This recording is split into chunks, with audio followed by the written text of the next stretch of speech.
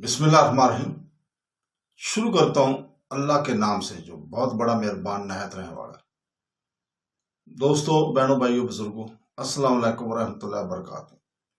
ہم تاریخ اسلام میں تاریخی اسلام میں ہم خوش آمدید کہتے ہیں آپ کو۔ ہم نے ایک سلسلہ یہاں شروع کی ہوئی ہے، اسلامی لیگسی سٹوریز۔ اس میں ہم بیان کر رہے ہیں عبداللہ بن ابی، جو کہ منافقین کا سردار تھا۔ ایک روز ایک روایت ہے کہ رسول پاک صلی اللہ علیہ وسلم وادی عقیق میں پہنچے، جہاں سے مدینہ کی حدود میں داخل ہونا تھا۔ تو اچانک عبداللہ بن ابی بن سلول کے بیٹے حضرت عبداللہ آگے بڑھ آئے اور ٹھہر گئے، یہاں تک کہ جب ان کا باپ ابن ابی وہاں سے گزرنے لگا تو انہوں نے اچانک اس کی سواری کی اگلی ٹانگیں دبال دی اور اسے روک لیا۔ عبداللہ بن ابی نے کہا، نالائق کیا کرتا ہے؟ انہوں نے کہا، خدا کی قسم، آپ اس وقت شہر کی حدود میں داخل نہیں ہو سکتے جب تک یہ اقرار نہ کر لیں کہ آپ ذلیل ہیں اور رسول کریم صلی اللہ علیہ وسلم معزز ہیں، اور جب تک حضور پاک صلی اللہ علیہ وسلم آپ کو شہر کی حدود میں داخلے کی اجازت نہ دے دیں، تاکہ آپ کو معلوم ہو جائے کہ معزز کون ہے اور ذلیل کون ہے۔ آپ یا رسول اللہ صلی اللہ علیہ وسلم؟ اس پر ابن ابی کہنے لگا، نہیں، میں تو بچوں کے مقابلے میں بھی ذلیل ہوں، میں تو عورتوں سے بھی گیا گزرا ہوں۔ اسی وقت رسول پاک صلی اللہ علیہ وسلم وہاں پہنچ گئے اور آپ نے حضرت عبداللہ سے فرمایا کہ اپنے باپ کا راستہ چھوڑ دو، چنانچہ انہوں نے اس کو جانے دیا۔ ایک روایت میں ہے کہ یہ لفظ ہے کہ جب عبداللہ بن ابی وہاں سے گزرنے لگے تو اس کے بیٹے حضرت عبداللہ نے اس سے کہا، پیچھے ہٹ۔ ابن ابی نے کہا، کیا کرتے ہو نالائق؟ حضرت عبداللہ نے کہا کہ آپ اس وقت تک مدینے میں داخل نہیں ہو سکتے جب تک رسول کریم صلی اللہ علیہ وسلم آپ کے لیے اجازت نہ دے اور آپ کو معلوم ہو جائے کہ آج کون معزز ہے، کون ذلیل ہے۔ ایک روایت کے الفاظ اس طرح ہیں کہ جب تک آپ یہ نہ کہہ دیں کہ رسول پاک صلی اللہ علیہ وسلم معزز ہیں اور آپ ذلیل ہیں۔ ابن ابی نے کہا کہ کیا تم بھی میرے لیے عام آدمی کی طرح ہو جو بیٹا ہو کر اس طرح کا سلوک کر رہے ہو؟ حضرت عبداللہ نے کہا کہ ہاں، میں بھی عام لوگوں کی طرح ہوں۔ آخر عبداللہ بن ابی رسول پاک صلی اللہ علیہ وسلم کی خدمت میں حاضر ہوا اور آپ سے اپنے بیٹے کی شکایت کی۔ رسول پاک صلی اللہ علیہ وسلم نے ایک شخص کے ذریعے حضرت عبداللہ کے پاس پیغام بھیجا کہ ابن ابی کو جانے دو۔ ایک روایت کے مطابق حضرت عبداللہ نے باپ سے کہا کہ اگر آپ اللہ رسول کی عزت اور سربلندی کا اقرار نہیں کریں گے تو میں آپ کی گردن مار دوں گا۔ ابن ابی نے کہا، تیرا ناس ہو، کیا تیرے یہ ارادے ہیں؟ آخر جب ابن ابی نے بیٹے کے یہ تیور دیکھے تو جواباً کہہ دیا کہ میں گواہی دیتا ہوں کہ تمام عزت اور سربلندی اللہ تعالیٰ اور رسول پاک صلی اللہ علیہ وسلم اور مومنوں کے لیے ہے۔ رسول کریم صلی اللہ علیہ وسلم نے حضرت عبداللہ سے فرمایا کہ اللہ تعالیٰ تمہیں اپنے رسول اور تمام مومنوں کی طرف سے جزائے خیر عطا فرمائے۔ اس موقع پر اللہ تعالیٰ نے سورہ منافقین نازل فرمائی۔ ایک حدیث میں ہے کہ جب سورہ منافقین نازل ہوئی جس میں ابن ابی کو جھٹلایا گیا ہے، اس وقت لوگوں نے ابن ابی سے کہا کہ جا کر رسول پاک صلی اللہ علیہ وسلم سے معافی مانگو، مگر اس نے تلخ کر جواب دیا، تم نے کہا ان پر ایمان لاؤ، میں ایمان لیا، تم نے کہا مال کی زکات دو، میں نے زکات بھی دے دی، اب بس یہ کسر رہ گئی ہے کہ میں محمد صلی اللہ علیہ وسلم کو سجدہ کروں۔ ایک روز عبداللہ بن ابی کے صاحبزادے حضرت عبداللہ رضی اللہ تعالیٰ عنہ رسول پاک صلی اللہ علیہ وسلم کے پاس بیٹھے ہوئے تھے۔ رسول کریم صلی اللہ علیہ وسلم نے کوئی چیز نوش فرمائی تو حضرت عبداللہ نے عرض کیا، باخدا یا رسول اللہ صلی اللہ علیہ وسلم، آپ جو کچھ پی رہے ہیں اس میں سے کچھ بچا دیں تاکہ میں وہ اپنے باپ کو پلا دوں، ممکن ہے اس کے ذریعے اللہ تعالیٰ اس کے قلب کو پاک کر دے۔ حضور پاک صلی اللہ علیہ وسلم نے اس میں کچھ بچا کر انہیں دے دیا، جسے وہ اپنے باپ کے پاس لائے۔ ابن ابی نے پوچھا، یہ کیا ہے؟ حضرت عبداللہ نے جواب دیا کہ یہ رسول کریم صلی اللہ علیہ وسلم کے مشروب میں سے بچا ہوا ہے۔ یہ میں آپ کے پاس اس لیے لایا کہ آپ اسے پی لیں، شاید اللہ تعالیٰ اس کی برکت سے آپ کے دل کو پاک کر دے۔ ابن ابی نے کہا تو میرے لیے اپنی ماں کا پیشاب کیوں نہ لے آیا، اس سے زیادہ پاک تو میرے لیے وہی ہے۔ یہ سن کر حضرت عبداللہ سخت غصہ غضب ناک ہو گئے اور فوراً رسول کریم صلی اللہ علیہ وسلم کے پاس آ کر کہنے لگے، یا رسول اللہ صلی اللہ علیہ وسلم، کیا آپ مجھے اجازت نہ دیں گے کہ میں اپنے باپ کا قصہ ہی پاک کر دوں؟ آپ نے فرمایا، نہیں، اپنے باپ کے ساتھ مہربانی کا معاملہ کرو اور اس کا ادب کیا کرو۔ دارالقطنی نے ایک مسند روایت نقل کی ہے کہ ایک بار رسول پاک صلی اللہ علیہ وسلم ایک جماعت کے پاس سے گزرے جس میں عبداللہ بن ابی موجود تھے۔ رسول پاک صلی اللہ علیہ وسلم نے ان لوگوں کو سلام کیا اور پھر وہاں سے واپس تشریف لے آئے۔ اسی دن عبداللہ بن ابی نے اپنے ساتھیوں سے کہا کہ ابن ابو قیشہ یعنی رسول پاک صلی اللہ علیہ وسلم نے اس علاقے میں بڑا کاروبار لیا ہے۔ یہ بات ابن ابی کے بیٹے حضرت عبداللہ نے بھی سنی۔ انہوں نے رسول پاک صلی اللہ علیہ وسلم سے اجازت چاہی کہ اپنے باپ کا سر لا کر خدمت گرامی میں پیش کرو۔ حضور پاک صلی اللہ علیہ وسلم نے فرمایا، ہرگز نہیں، بلکہ اپنے باپ کے ساتھ نیک سلوک کیا کرو، اور جس شخص نے اس کی ذمہ داری کا بڑا حصہ اپنے ساتھ لیا اس کے لیے تو عذاب عظیم ہے۔ ام المومنین حضرت عائشہ صدیقہ فرماتی ہے کہ جس نے پہل اس تہمت کی ابتدا کی تھی وہ عبداللہ بن ابی بن سلول ہے، اور یہ آیت اس کے لیے بارے میں نازل ہوئی ہے کہ اس سے مراد عبداللہ بن ابی سلول ہے۔ بخاری میں اس کا ذکر ہے۔ تو دوستو، بہنوں بھائیوں، حضرت عائشہ صدیقہ پر تہمت لگانے کا جو واقعہ ہے اب ہم وہ بیان کرتے ہیں۔ اس کا واقعہ خود انہی کی زبان سے سنیں جس سے پوری صورتحال سامنے آ جائے گی۔ جناب صدیقہ فرماتی ہیں، رسول پاک صلی اللہ علیہ وسلم کا کہتا تھا کہ جب آپ سفر پر جانے لگتے تو قرعہ ڈال کا فیصلہ کرتے کہ آپ کی بیویوں میں سے کون آپ کے ساتھ جائے گی۔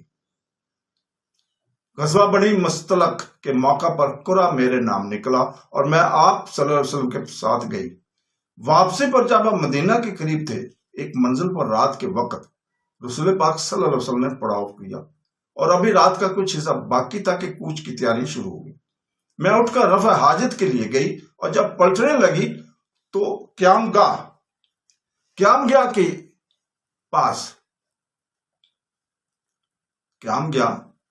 کے پاس ہی تھی کہ محسوس ہوا کہ میرے گلے کا ہار ٹوٹ کر کہیں گر پڑا۔ میں اسے تلاش کرنے میں لگ گئی اور اتنے میں قافلہ روانہ ہو گیا۔ قاعدہ یہ تھا کہ میں کوچ کے وقت اپنے ہودے پر بیٹھ جاتی تھی اور 4 آدمی اسے اٹھا کر اونٹ پر رکھ دیتے تھے۔ ہم عورتیں اس زمانے میں غذا کی کمی کے سبب سے ہلکی پھلکی تھی۔ میرا ہودہ اٹھاتے وقت لوگوں کو یہ محسوس ہی نہ ہوا کہ میں اس میں ہوں یا نہیں ہوں۔ وہ بے خبری میں خالی ہودہ اونٹ پر رکھ کر روانہ ہو گئے۔ میں جب ہار لے کر پلٹی تو وہاں کوئی نہ تھا۔ آخر اپنی چادر اوڑھ کر وہیں لیٹ گئے اور دل میں سوچ لیا کہ آگے جا کر جب یہ لوگ مجھے نہ پائیں گے تو خود ہی ڈھونڈتے ہوئے آ جائیں گے۔ اسی حالت میں مجھے نیند آ گئی۔ صبح کے وقت صفوان بن معطل سلمہ اس جگہ سے گزرے جہاں میں سو رہی تھی اور مجھے دیکھتی پہچان گئے، کیونکہ پردے کا حکم آنے سے پہلے وہ مجھے بار بار دیکھ چکے تھے۔ یہ صاحب بدری صحابیوں میں سے تھے۔ ان کی صبح دیر تک سونے کی عادت تھی۔ اس نے لشکر گاہ سے کہیں پڑے سوتے رہ گئے تھے اور اب اٹھ کر مدینہ جا رہے تھے۔ مجھے دیکھ کر انہوں نے اونٹ روک لیا اور بے ساختہ زبان سے نکلا، انا للہ و انا الیہ راجعون۔ رسول پاک صلی اللہ علیہ وسلم کی بیوی یہیں رہ گئی۔ اس آواز سے میری آنکھ کھل گئی اور میں نے فوراً اپنے منہ پر چادر ڈالی۔ انہوں نے مجھ سے کوئی بات نہ کی، لا کر اپنا اونٹ میرے پاس بٹھا دیا اور اللہ گھٹ کر کھڑے ہوئے۔ میں اونٹ پر سوار ہوگی اور وہ نکیل پکڑ کر روانہ ہو گئے۔ دوپہر کے قریب ہم نے لشکر کو جا لیا، جبکہ وہ بھی ایک جگہ جا کر ٹھہرا ہی تھا اور لشکر والوں کو ابھی یہ پتہ ہی نہ چلا تھا کہ میں پیچھے رہ گئی ہوں۔ اس پر بہتان اٹھانے والوں نے بہتان اٹھا دیے اور ان میں سے سب سے پیش عبداللہ بن ابی تھا، مگر میں اس سے بے خبر تھی کہ مجھ پر کیا باتیں بڑھ رہی ہیں۔ دوسری روایت میں آیا کہ جس وقت صفوان کے اونٹ پر حضرت عائشہ رضی اللہ تعالیٰ لشکرگاہ پہنچی اور معلوم ہوا کہ آپ اس طرح پیچھے رہ گئی تھی، اسی وقت عبداللہ بن ابی پکار اٹھا کہ خدا کی قسم یہ بچ کر نہیں آئی ہے، لو دیکھو تمہارے نبی کی بیوی نے رات ایک اور شخص کے ساتھ گزاری اور اب وہ اسے علانیہ لیے چلا آ رہا ہے۔ مدینہ پہنچ کر میں بیمار ہو گئی۔ یہ عائشہ رضی اللہ تعالیٰ عنہ خود بیان کر رہی ہوں کہ میں بیمار ہو گئی اور 1 مہینے قریب پلنگ پر پڑی رہی۔ شہر میں اس وقت بہتان کی خبریں اڑ رہی تھی، رسول پاک صلی اللہ علیہ وسلم کے کانوں تک بھی بات پہنچ چکی تھی، مگر مجھے پتا نہ تھا۔ البتہ جو چیزیں مجھے کھٹکتی تھی وہ یہ کہ رسول پاک صلی اللہ علیہ وسلم کی وہ توجہ میری طرف نہ تھی جو کہ بیماری کے زمانے میں ہوا کرتی تھی۔ آپ گھر میں آتے تو گھر والوں سے یہ پوچھ کر رہ جاتے کیسی ہیں یہ، خود مجھ سے کوئی کلام نہ کرتے۔ اس سے مجھے شبہ ہوتا کہ کوئی بات ہے ضرور۔ آخر آپ سے اجازت لے کر میں اپنی ماں کے گھر چلی گئی تاکہ وہ میری تیمارداری اچھی طرح کر سکے۔ ایک روز رات کے وقت حاجت کے لیے میں مدینہ سے باہر گئی۔ اس وقت تک ہمارے گھروں میں بیت الخلا نہ تھے اور ہم لوگ جنگل میں جایا کرتے تھے۔ میرے ساتھ مستہ بن اساسہ کی ماں بھی تھی جو میرے والد کی خالہ زاد بہن تھی۔ دوسری روایت سے معلوم ہوتا ہے کہ اس پورے خاندان کی کفالت حضرت ابوبکر صدیق رضی اللہ تعالیٰ نے اپنے ذمے لے رکھی تھی، مگر اس احسان کے باوجود مستہ بھی ان لوگوں میں شریک نہ ہو گئے تھے جو حضرت عائشہ رضی اللہ تعالیٰ کے خلاف اس بہتان کو پھیلا رہے تھے۔ راستے میں ان کی ٹھوکر لگی اور بے ساختہ ان کی زبان سے نکلا غارت ہو مستہ۔ میں نے کہا اچھی ماں ہو جو بیٹے کو کوستی ہے، اور بیٹا بھی وہ جس نے جنگ بدر میں حصہ لیا۔ انہوں نے کہا بیٹا کیا تجھے اس کی باتوں کی کچھ خبر نہیں؟ پھر انہوں نے سارا قصہ سنایا کہ افطرہ پرداز لوگ میرے متعلق کیا باتیں اڑا رہے ہیں۔ منافقین کے سوا خود مسلمانوں میں سے جو لوگ اس فتنے میں شامل تھے ان میں مستہ، حسان بن ثابت مشہور شاعر اسلام، رحمت بن حبش، حضرت زینب کی بہن کا حصہ سب سے نمایاں تھا۔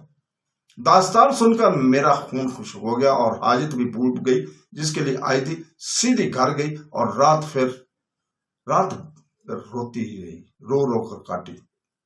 آگے چل کے حضرت عائشہ رضی اللہ تعالیٰ فرماتی ہیں میرے پیچھے رسول پاک صلی اللہ علیہ وسلم نے علی رضی اللہ تعالیٰ عنہ اور اسامہ رضی اللہ تعالیٰ کو لایا اور ان سے مشورہ طلب کیا کہ اسامہ نے میرے حق میں کلمہ خیر کہا اور عرض کیا یا رسول اللہ صلی اللہ علیہ وسلم، بھلائی کے سوا آپ کی بیوی میں کوئی چیز ہم نے نہیں پائی، یہ سب کچھ کذب اور باطل ہے جو اڑایا جا رہا ہے۔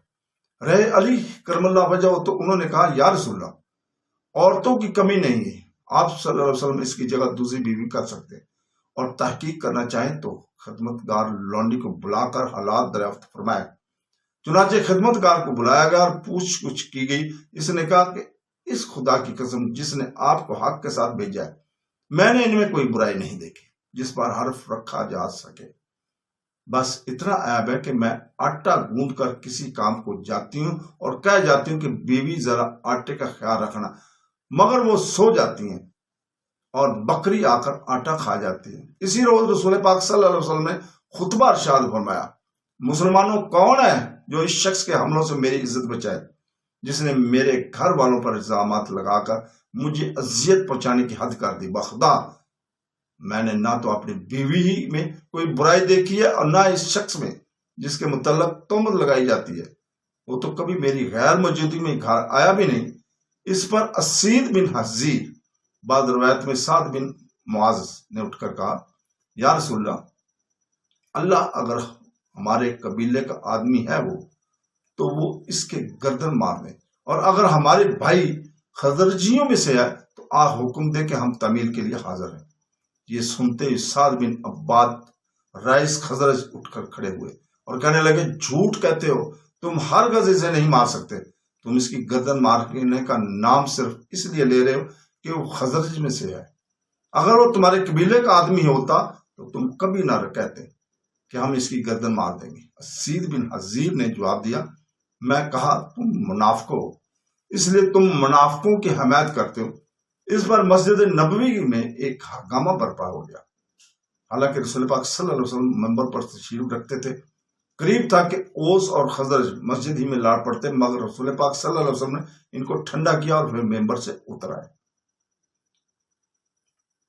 منصر قرآن، مفسر قرآن مولانا مدودی رحمۃ اللہ علیہ کہتے ہیں اور لکھتے ہیں کہ عبداللہ بن ابی نے یہ شوشہ چھوڑ کر بیک وقت کئی شکار کرنے کی کوشش کی۔ ایک طرف اس نے رسول پاک صلی اللہ علیہ وسلم اور حضرت ابو بکر صدیق کی عزت پر حملہ کیا، دوسری طرف اسلامی تحریک کی بلند ترین اخلاقی وقار کو گرانے کی کوشش کی، تیسری طرف اس نے یہ ایک ایسی چنگاری پھینکی تھی کہ اگر اسلام اپنے پیروں کی کایا نہ پلٹ چکا ہوتا تو مہاجرین اور انصار اور خود انصار کے بھی دونوں قبیلے آپس میں لڑ مرتے۔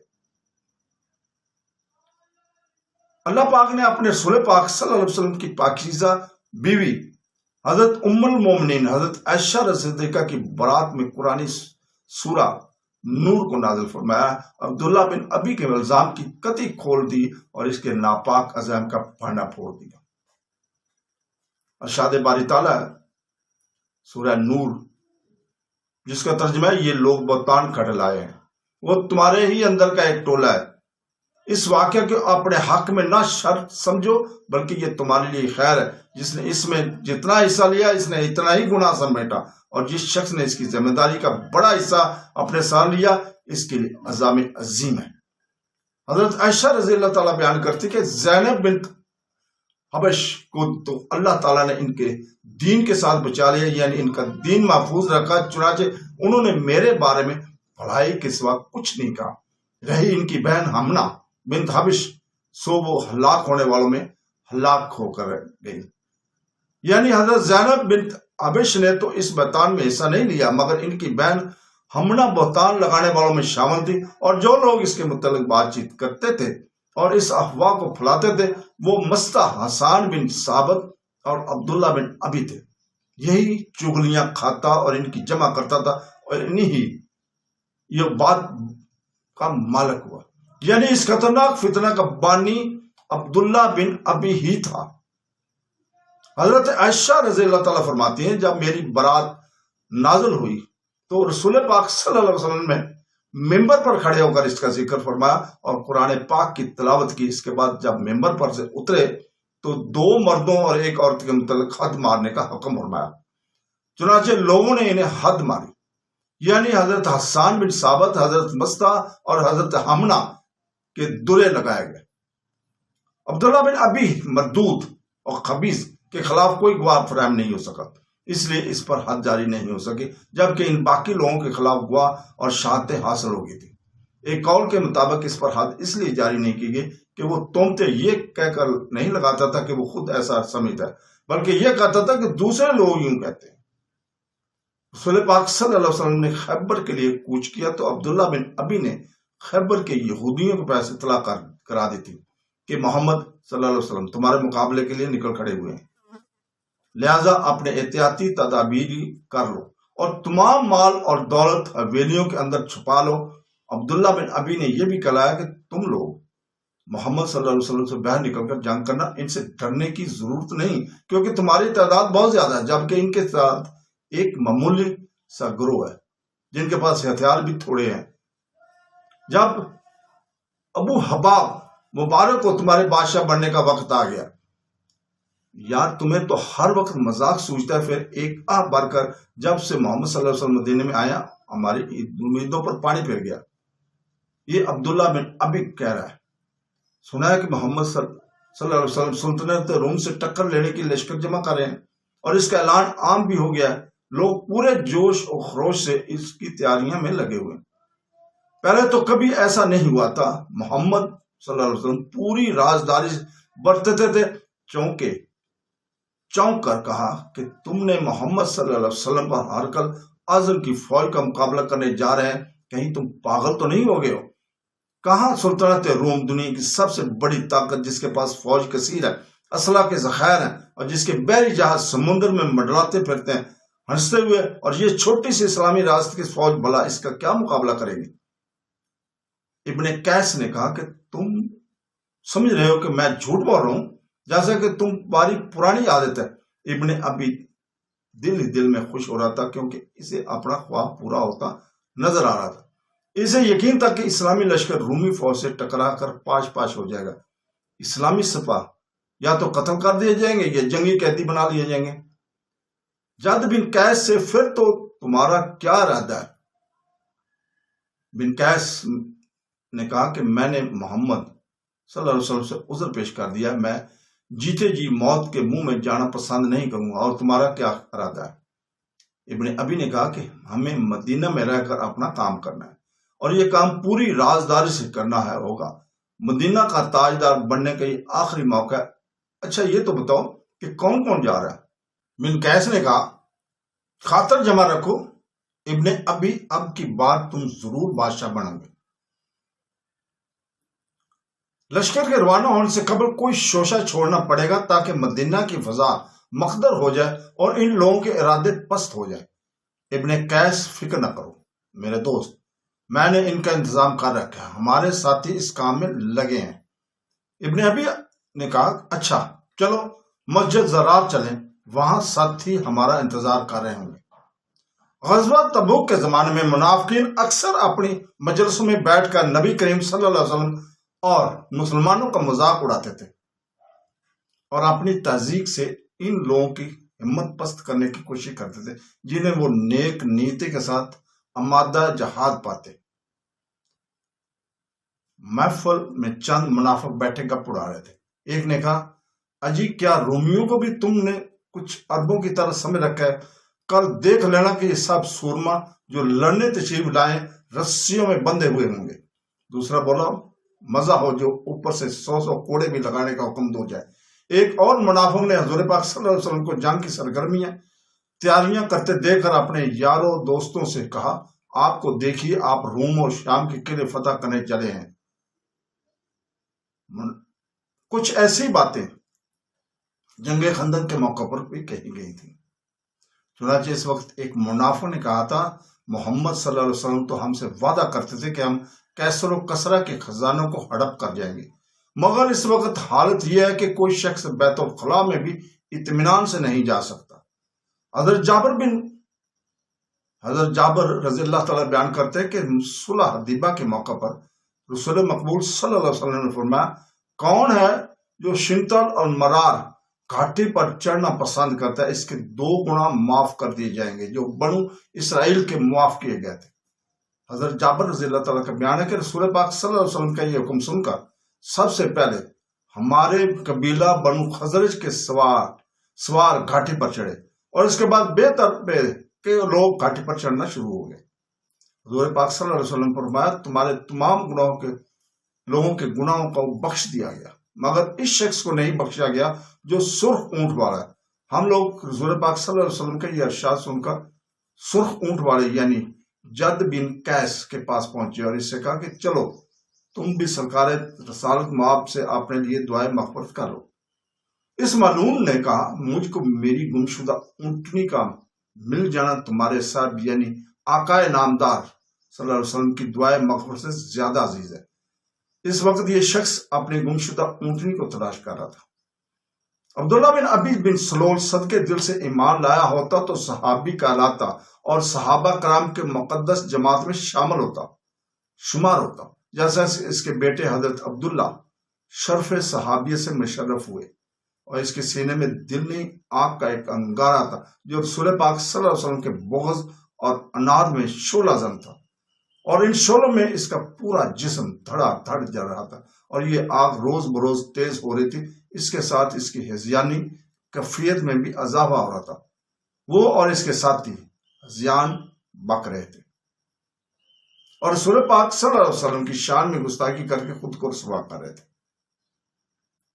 عبداللہ بن ابی کے دل میں ذرا برابر ایمان ہوتا تو وہ غزوہ تبوک میں شریک ہو کر اپنے ایمان کا ثبوت دیتا، لیکن وہ تو ایک پکا کافر تھا۔ اس کی ساری ہمدردی اہل باطل سے تھی۔ غزوہ تبوک میں پیچھے رہ کر اس تابکار اور ناجہار نے اپنے کفر کا ثبوت فراہم کر دیتا۔ لشکر اسلام کی روانگی کے بعد مدینہ میں رہ کر اس نے کیا گل کھلائے، اس کی تفصیل ہم آگے چل کے اپنے ایک بیان میں انشاءاللہ تعالی بیان کریں گے۔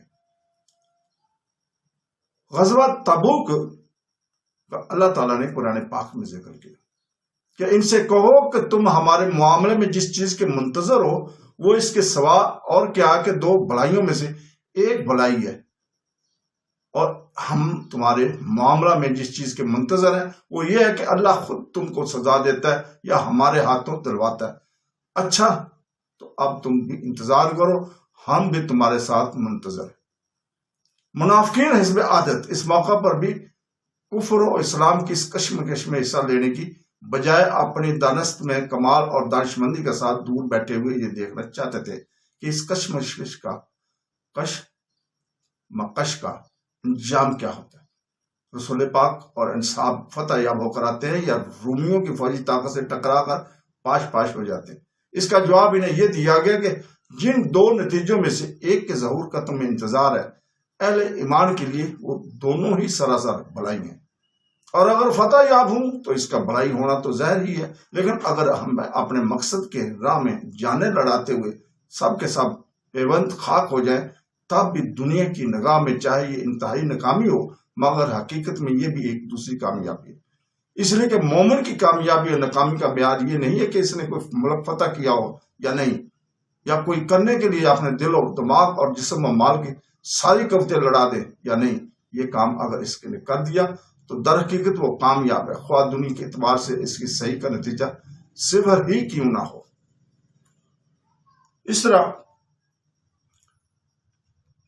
نبی کریم صلی اللہ علیہ وسلم مدینہ تشریف لے جانے سے پہلے قبلہ خزرج میں ایک شخص ابو عامر نامی تھا جو زمانہ جاہلیت میں عیسائی راہب بن گیا۔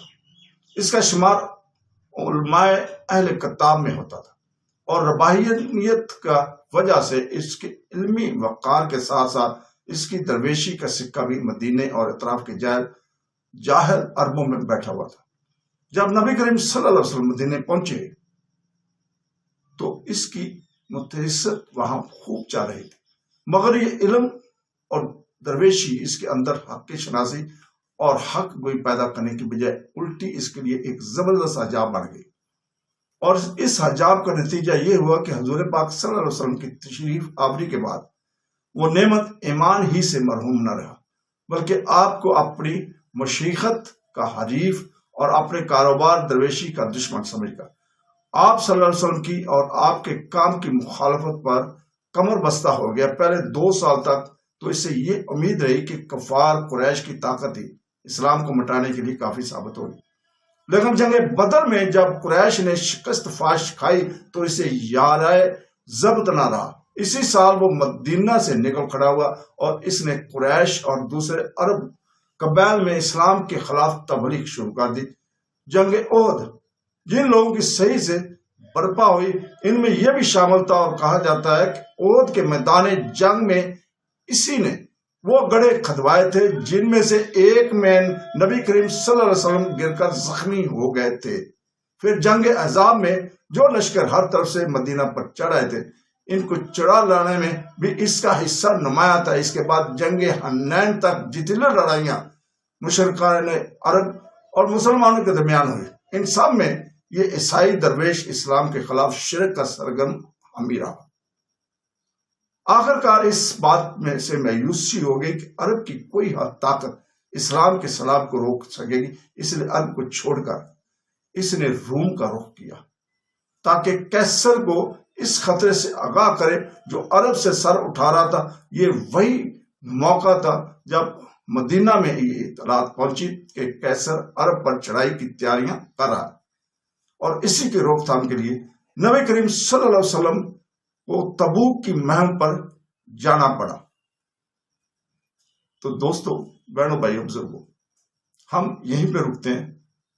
کل انشاءاللہ تعالی اگلے حصے میں عبداللہ بن ابی کے اس اگلے حصے میں ہم یہیں سے شروع کریں گے۔ ابو عامر راہب کی ان تمام سرگرمیوں میں مدینہ کے منافقین کا ایک گروہ اس کے ساتھ شریک شاگرد تھا۔ یہاں سے ہم انشاءاللہ تعالی اگلی قسط شروع کریں گے۔ اللہ حافظ۔